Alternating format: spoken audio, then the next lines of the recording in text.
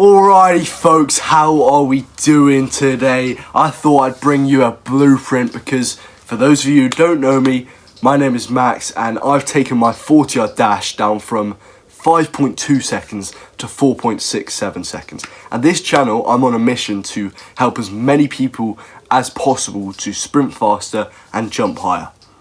I also took my vertical jump from 22 inches to 39 inches, and I've got lots of videos on my page about that. But anyways, today is about sprinting. I'm going to give you exactly everything you need to know in order to get faster. Now, this isn't going to be like any other video you see. It's probably going to be stuff that you've actually never done before.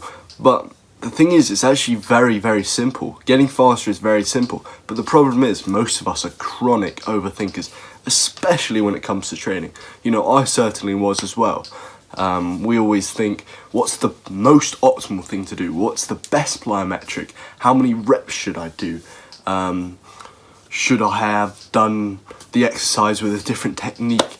We keep overthinking these things, but really you just need to know the simple basics, the low-hanging fruit exercises and things that you need to be doing to get fast, because I think if you can apply them, you can get much faster. And by the way, I took my 40-yard dash down from 5.2 seconds to 4.67 seconds in under 2 years. So I transformed my speed massively, and a lot of that was from sticking to the basics, doing what works and what has stood the test of time and what is backed by science. So I'm going to bring that to you today in a blueprint. So the first thing that you have to be doing if you want to get faster is sprinting, obviously. If you want to get fast, you have to sprint. It's the law of specificity. If you want to get better at something, you have to do that thing more often. But the important thing is here that sprinting has to be done at max intent. Because if you don't sprint above 95% of your max speed, you won't stimulate the CNS enough to make you faster, to get the adaptations. And the beauty of sprints when you're going at max effort is that they self-intensify. So as you get better and better, the sprints themselves become more and more intense and serve to continue overloading your body and spurring on adaptations. These adaptations make you sprint faster. Now, enough sort of scientific ranting. I think you understand that if you want to get faster, you have to sprint. And sprinting also, because, you know, a lot of my audience, you are athletes, you're not just trying to get fast. Sprinting will develop so many other athletic characteristics. There's no single better movement pattern for increasing general athletic capabilities than sprinting. Sprinting will increase your strength, it will make you more jacked, right? It will make you better in terms of agility. Obviously you'll be quicker as well. It will also benefit your endurance, and it will boost your testosterone and human growth hormone. Now, I could explain those, but I think it'd be a bit of a waste of time in this video. I think just stick to my word that it will improve all those attributes. So, the way you want to be doing sprinting is you need to sprint 2 to 3 times per week, because if you don't sprint for more than 5 days, i.e. if you leave more than 5 days in between sprint sessions, you lose speed. So you need to be sprinting 2 to 3 times per week to combat that. You need to sprint 100 to 200 meters per session. And as we said, we need to sprint above 95% of our max speed. The way we're going to accomplish that is we're going to warm up really, really well for our sprints. We're going to rest in between sets. Rest 1 minute per 10 meters sprinted. So if you sprint 60 meters, sprint at least 6 minutes. This is a big issue I see actually. A lot of people, they don't rest enough, and as a result they don't get the outputs they need and they don't get faster. So that's actually really, really important, and it's something that I learned quite early on, and I believe it's helped me massively. So you need to rest in between sets. You need to warm up really well, we said that, and you need to make sure you're fresh. So you need to have had a good night's sleep, have had your carbohydrates, you're hydrated, potentially have had some caffeine to get you feeling really energetic. Basically, you just want to perform as well as you possibly can when it comes to the sprints. Treat your sprints like it's match day, yeah? You're trying to sprint as fast as you possibly can. You're sprinting like like you've never sprinted before. You're trying to beat your time every single time. Actually, timing is also really important. And the way you can time, I don't know if you have an iPhone or not, but basically so I have an iPhone, and you can film your sprint. So this like costs no money. You film your sprint, then you go into the camera app, and then you go into edit, and then you can find the time. So you go into the edit mode, and then you can find the exact time that you cross the line and that you start, and then you use the calculator to calculate your time. And it's actually quite accurate.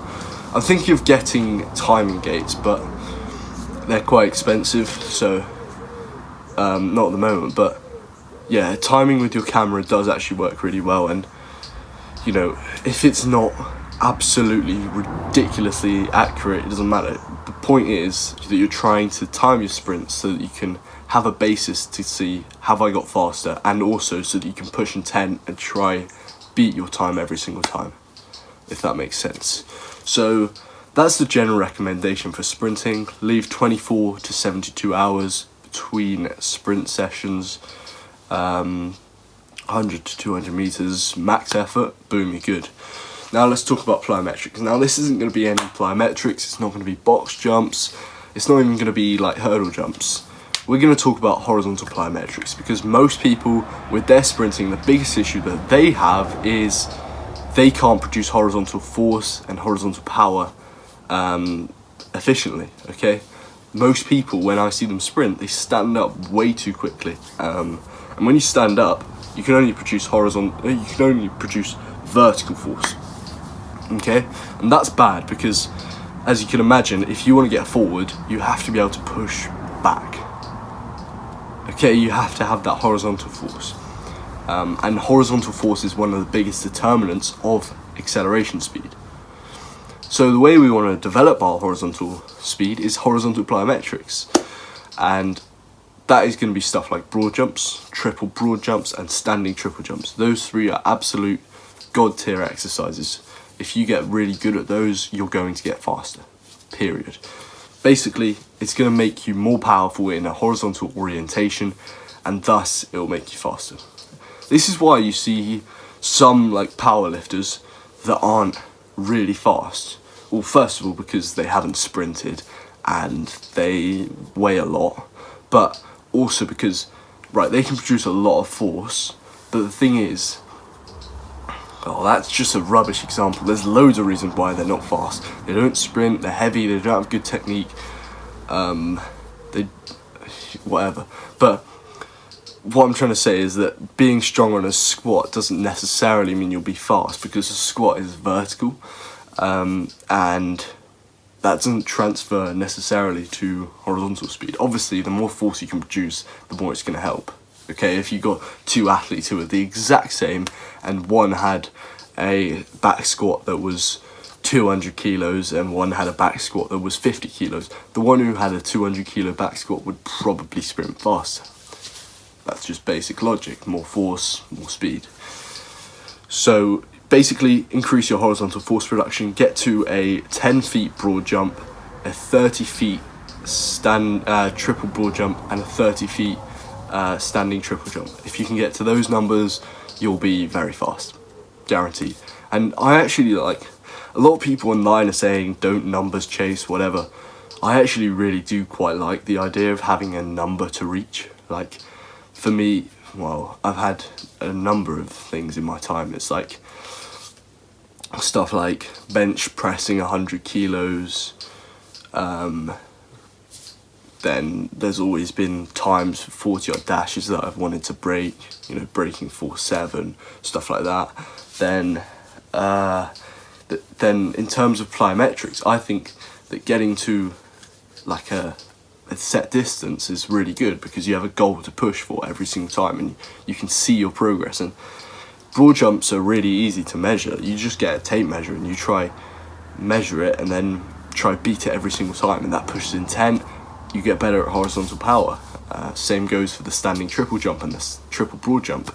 So yeah, I quite like the idea of having a number to reach for, and a lot of the elite athletes will hit those numbers. And there you go. Also, a lot of going to the standing triple jump thing, a lot of elite, like NFL wide receivers and sprinters have a background of triple jump. Triple jump is like such a good determinant of speed and athleticism, because in a triple jump it requires really good coordination, and it also requires incredible eccentric to handle eccentric forces. And if you have that, you're going to sprint faster, because sprinting has really high eccentric forces, and the more eccentric forces that you can take, basically, that you can withhold, the faster you're going to sprint. Okay, people like Usain Bolt are able to withstand incredible eccentric forces, and you'll even see like a slow motion video when he sprints. His hips won't budge when he lands. This is a really big determinant, actually. So if you see like novice sprinters, right, they might be in top speed and they'll run and sink like that. But then if you see someone like Usain Bolt, it'll be like they won't sink at all, because they're able to handle the eccentric forces so well. So I think the standing triple jump is a really good exercise. It's an exercise that I'll be honest, I'm not that good at, because I haven't done it that much, but I'm gonna do it more, and I'm gonna see my results, and hopefully, well, I'm sure it will work, and I'm positive that if I get my numbers in with that much higher, I will sprint faster. So yeah, plyometrics are really important, but just know the right plyometrics to do. And with all of those, if you do them 2 times a week, after your sprints, you're going to get better at them, you're going to sprint faster. I've improved my broad jump massively just by doing it. Nothing else, and obviously the weight room also helps. You know, if you have a higher squat, it's probably going to help your broad jump. So moving on to strength training, I don't want to overcomplicate this. You need to become an output monster. You need to get really strong in the compound lifts. I'm talking the deadlift, the squat, the power clean, the calf raise, the split squat. You need to get strong in all these lifts, and if you do, you're going to be able to produce so much force, and you're also going to be very healthy in terms of being able to not get injured, and that's going to help you massively, okay? If you get injured, you're not going to be able to train, and you're not going to be able to get faster. So strength training is going to help you massively. It'll help you be faster, especially in that acceleration, and will help you stay uninjured.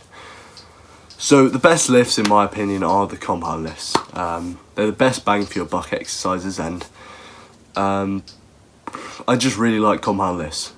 I think they're the best thing you could possibly do. I think, in my opinion, a squat is better than a leg press, because a squat, you're loading pretty much your whole body, and you have to use your core, and yeah, in my opinion, the compound lifts are the best thing that you can do in the weight room for getting faster. They're really important. So clean, squat, calf raise, that kind of thing, if you get strong on those, that will help you massively. And sprinting is all about relative strength, right? Going back to the thing we were talking about, the power lifter, they're very strong, but they're also very heavy. But if you can be fairly light and nimble, whilst also being ridiculously strong, which is what someone like Noah Lyles is, you'll sprint fast. You know, Noah Lyles is cleaning ridiculous weight, squatting ridiculous weight, and he also sprints very fast, and he's also not that heavy. So that just goes to show. So get strong. And some of the laws that I'd like to introduce you to are, so you've probably heard of the law of progressive overload. You need to increase either intensity, which is weight, or volume, which is sets and reps. Increase one of those each week, and boom, you get better. Then there's the law of diminishing returns. So the same exercise will work less over time. So if you start off with a back squat and you do that for the rest of your life, so it will start off, work really well, and then eventually it will taper off and stop working as well. By the way, working as well is it as in helping your acceleration and increasing your force production. so that it'll be really good to start off with, then it'll taper off, and eventually it'll make you worse by doing it. So that is a really important variable that you need to know about, and that is defeated by the law of variety. So if you change up your exercises and add variations to it, you're going to defeat the law of diminishing returns, and you're going to be able to defeat plateaus and keep getting better. So instead of this, it's going to be like this, okay, and you keep improving. So as a general rule of thumb, don't do the exact same exercise for more than 2 months. So don't do a deep back squat for more than 2 months in a row. And then once you've done back squats, you could go split squats, and then you could go half squats, then you could go quarter squats, then you could do slow eccentric squats, then you could do pause squats, then you could do concentric only squats, then you could do like a leg press, then you could do a single leg press. There's so many different variations, and with any exercise you can vary it so that you can add pauses and eccentrics. So it just makes it like there's so much variation that you can do, and then you can do it lighter so that you're more speed based for it. So there's just so much that you can do. So lift heavy, get strong, boom. That will help you get faster, and it certainly helped me. So by the way, a lot of people say don't lift, it will make you slower, but that's only because people who say that, right, it's because the example that they're thinking of is the people who go to the gym, get really strong, get really heavy, but then don't do any sprinting or plyometrics. If you don't do any of that, then you're going to get slower, because you're just adding on weight, and you're not actually training your athletic capabilities, you're not training your explosiveness, okay? If you supplement sprinting and plyometric training with lifting, it works so well. I mean, that's the secret sauce for athleticism. And I say this all the time in my jump training videos, but it really is just about sprinting every week, lifting every week, recovering, and just sticking to it every single week. And if you do that for years on end, you will get really fast. It's all about consistency game. You know, I've been sprinting it every single week since January 2024. That's over a year and a half of sprinting every single damn week. And of course it's yielded massive results for me. Now I'm a fast athlete, whereas I used to be a slow athlete. So that just goes to show the importance of showing up and being consistent. Then I'd like to talk a little bit about technique. So technique, I just like to sum it up in terms of some cues. So very briefly, I'm just going to explain. So for acceleration, you need to throw your shoulders forward so you have that body projection. As we said before, you need to be able to push behind you to get forward, right? Otherwise, you're not going to go anywhere. So throw your shoulders out in front of you, and then drive your knee down and back for the first three steps, and then drive it down for the next steps after that. So just think in your head when you sprint, down and back, down and back, down and back, and then down, down, down. Then when we're in top speed, I like to think about stabbing the ground. Stab, stab, stab, yeah? And then keep your hips straight, tuck your glutes in, brace your core, stab the ground. A lot of people say hammer the nail, but I personally don't like that, because when I think of hammering a nail, right, I think of like, because sometimes I used to do this, right, I have to like hammer nails for like woodwork and stuff like that, but sometimes I just miss. I'd either like hit my hand or hit the wood or something, and for me, when I think of hammering a nail, I feel like it doesn't work for me, okay? So I just think of stabbing the ground, because if I think of stabbing the ground, I think of absolute violence, and that's what you want. That allows you to be just fast, and I've timed my sprints, and I've found that when I use that cue, I actually sprint faster than when I don't. So that's really important. Yeah, I hope you enjoyed the video, and I will see you in the next one. Please check out the training programs in the description if you want to get faster. Love you guys, see you soon.